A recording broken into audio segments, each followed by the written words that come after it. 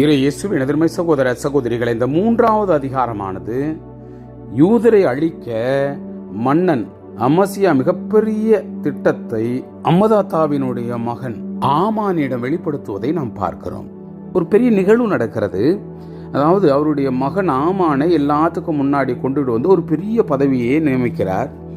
அப்போ எல்லாருமே ஆமானை வணங்குகிறாங்க. அப்படி வணங்கும் பொழுது மொர்தெகாய் மட்டும் அவரை வணங்க மாட்டுகிறார். இவர் எல்லாமே பார்க்குறாங்க, ஏன் ஆமானை வணங்க மாட்டான்னு சொல்லிட்டு ஆமான் பார்க்கும் பொழுது, ஏன் வணங்க மாட்டேற அப்படின்னோடனே, நான் வணங்க மாட்டேன், ஏன்னா நான் ஒரு யூதன் அப்படின்னு சொல்லி அவனை அடையாளப்படுத்தி கொள்கிறான். இதை கேட்ட உடனே ஆமானுக்கு கோபம் வெகுண்டெழுந்தது. இப்போ என்ன செய்யறான்னா, இவனை கொன்னுடலாம் அப்படின்னு சொல்லி அவருடைய படை வீரர்களாக வந்து சொல்ல, ஆமான் சொல்றான், இவனை மட்டும் கொன்னா பத்தாது, இவனுடைய இனத்தை எல்லாத்தையும் அழித்தாதான் நமக்கு ஒரு அமைதி கிடைக்கும் என்பதை சொல்ல, அந்த ஒரு திட்டத்தை தன்னுடைய தந்தை அரசனிடம் அகஸ்துவேர்கிட்ட சொல்ல, அகஸ்துவேர் இது ஒரு ஆணையாக பிறப்பிக்க, அவர்கள் ஒரு நேரத்தோடு எல்லா மாநிலங்களுக்கும், அதாவது இந்தியாவிலிருந்து எத்தோப்பியா வரை உள்ள எல்லா மாநிலங்களுக்கும் இந்த உண்மை கடிதமானது விரைவு போஸ்டில் அனுப்பப்படுகிறது. அதில் இது மாதிரி அமைதி தேடி இருக்கக்கூடிய நம்முடைய இனங்களுக்கு, நாடுகளுக்கு மத்தியில் ஒரு இனம் இருக்கிறது, கலகம் செய்கிறது. அந்த இனம்தான் யூத இனம். அதை இந்த மாதத்தில் இந்த நேரத்தில் எல்லாம் வாழ்க்கை இரையாக்கணும் என்ற திட்டத்தை சொல்லி அவர் அனுப்புவதையும் இந்த அதிகாரம் நமக்கு சுட்டி காட்டுகிறது. அன்புக்குரியவர்களே, யூத இனம் ஒரு வாட்டி 2 வாட்டி இல்லை, பல தடவை அடி வாங்கப்பட்டது, தண்டிக்கப்பட்டது, மற்றவர்களால் அழிக்கப்பட்டது என்பது உண்மை என்பதை உள்வாங்கியவர்களாக இந்த அதிகாரத்திற்கு நாம் செய்மடுப்போம். இந்நிகழ்ச்சிக்கு பின் மன்னர் அகஸ்துவேரு ஆகாசியனான அம்மதாத்தாவினுடைய மகன் ஆமானை உயர்த்தி அவனுடன் இருந்த அனைத்து அதிகாரிகளுக்கு மேலான பதவியில் அமர்த்தினார். மன்னனுடைய ஆணைப்படி அரசவையில் பணிபுரிந்த அனைத்து அலுவலர்களுக்கும் தலைவணங்கி ஆமானை பணிந்தார்கள். ஆனால் மொர்தெகாய் மட்டும் அவன் முன் மண்டிட்டு வணங்கவில்லை. அச்சமயம் அரசவையில் இருந்த அரச பணியாளர்கள் மொர்தெகாயிடம், நீர் ஏன் மன்னனுடைய ஆணைக்கு கீழ்ப்படிவதில்லை என வினவினர். ஒவ்வொரு நாளும் அவர்கள் இவ்வாறு சொல்லியும் மொர்தெகாய் அவர்களுக்கு செவிசாய்க்கவில்லை. தாம் ஒரு யூதர் என்றும் மொர்தெகாய் அவர்களுக்கு அறிவிக்கவே, அதன் விளைவை காணுமாறு அவர்கள் அதை ஆமானுக்கு தெரிவித்தார்கள்.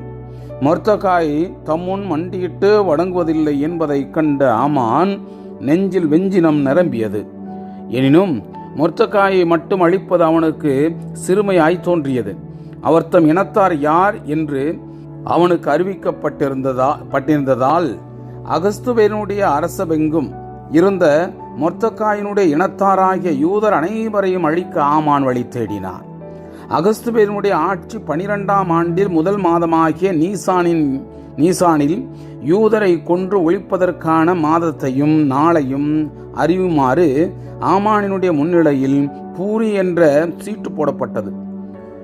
அதார் என்னும் 12ஆம் மாதம் 13ஆம் நாளுக்கு சீட்டு விழுந்தது. ஆமான் அகஸ்துவேரிடம், உம் ஆட்சிக்கு உட்பட்ட அனைத்து மாநிலங்களின் மக்களிடையே மாறுபட்ட மக்கள் சிதறண்டு பரவியுள்ளனர். அவர் தம் நியமங்கள் மற்ற எல்லா மக்களினுடைய நியமங்களிலும் மாறுபட்டவை. அவர்கள் மன்னனுடைய நியமங்களின்படி செய்வதில்லை. அவர்களை அவ்வாறே விட்டு வைப்பதில் மன்னருக்கு நன்மை ஏதும் இல்லை. மன்னருக்கு நலமெனப்பட்டால் அவர்களை அழிக்கும்படி கட்டளையிட வேண்டும். இவ்வேளையை செய்வோருக்கு கொடுக்குமாறு 400 டன் வெள்ளியை நிறுத்தி மன்னனுடைய கருவூலத்தில் சேர்ப்பேன் என்று கூறினான். அப்பொழுது மன்னர் தம் கணையாளியை சுழற்றி யூதனுடைய பகைவனாம் அகாசியனான அம்மதாத்தாவினுடைய மகன் ஆமானிடம் கொடுத்தார். மன்னர் ஆமானிடம், வெள்ளியும் யூத மக்களும் கையில் உமக்கு நலமெனப்பட்டதை அவர்களுக்கு செய்யும் என்றார். உடனே அரசு எழுத்தர்கள் வரவழைக்கப்பட்டார்கள். முதல் மாதம் 13ஆம் நாளில் ஆமான் கட்டளையிட்ட அனைத்தும் அரசின் குறுநில மன்னர்களுக்கும் மாநிலங்களினுடைய அனைத்து ஆளுநர்களுக்கும் அனைத்து மாநில தலைவர்களுக்கும் அவர் தம் மக்களினுடைய வரி வாரியாகவும் மொழி வாரியாகவும் அரசரின் பெயரால் எழுத பெற்று அரச கணை ஆழியால் முத்திரையிடப்பட்டு அனுப்பப்பட்டது.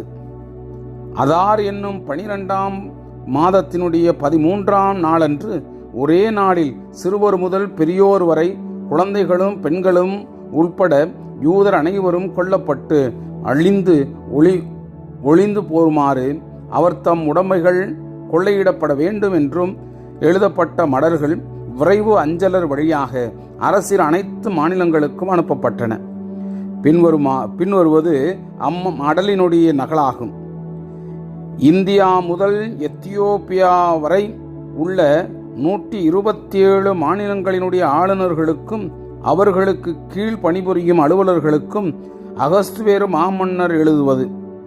பல நாடுகளுக்கும் மன்னரும் உலகம் முழுமைக்கும் தலைவருமாகிய நான் அதிகார செருக்கின்றி நேர்மையோடும் பரிவோடும் ஆட்சி புரிந்து என் குடிமக்களை எப்பொழுதும் குழப்பமின்றி வாழச் செய்யவும், என் பேரரசில் நாகரிகம் நிலவச் செய்யவும், நாட்டின் கடை எல்லை வரை மக்கள் பாதுகாப்பாக பயணம் செய்ய வழிகோலவும், எல்லா மனிதரும் விரும்பும் அமைதியை நிலைநாட்டவும் திட்டமிட்டிருந்தேன்.